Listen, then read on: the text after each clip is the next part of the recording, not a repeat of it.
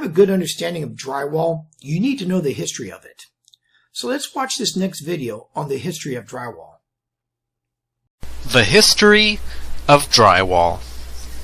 Drywall was invented by the U.S. Gypsum Company in 1916. Originally, it was called Sackett Board. The Sackett Plaster Company coined the jargon. The material form of the board evolved. First manufactured as small fireproof tiles, later it was sold in multi-layered gypsum and paper sheets. Soon, it took the form of what we know today, gypsum sandwiched between paper. Though it took only a few years for the board to take on the familiar form, it took about 25 years to gain significant use in the North American industry. Why were builders slow in adopting drywall? Then, drywall was thought of as cheaper. Plaster was the predominant art form.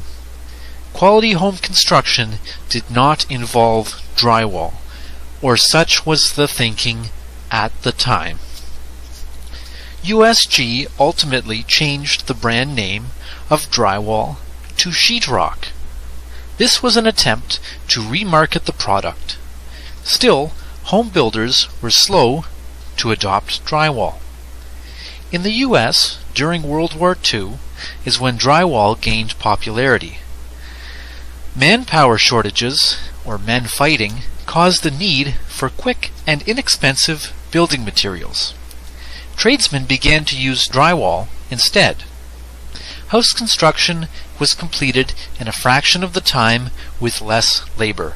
Cheaper products were also seen as helping the war effort. When the war ended, drywall became predominant. During the post-war building boom, contractors could construct homes in 1/10 the time as plaster. This meant more profit. Over time, use of plaster declined. With net sales of over $5 billion in 2007, USG is still one of the world's top producers. To note, plaster, or plaster and lath, is the lineage of both trades, drywall and drywall finishing, or taping. Thank you for listening. When drywall was introduced, again, it didn't catch on at first, like you saw in the video of the history of drywall. But you could see, the difference it must have felt like for the guys who started using drywall. And we actually came across a neat little video on how a guy with one tool back in the 1950s, I guess they used this one special tool. It was a hammer with, I guess, an axe on the other side of it. How they would use that to hang their drywall. Let's take a look at this video. It's pretty cool.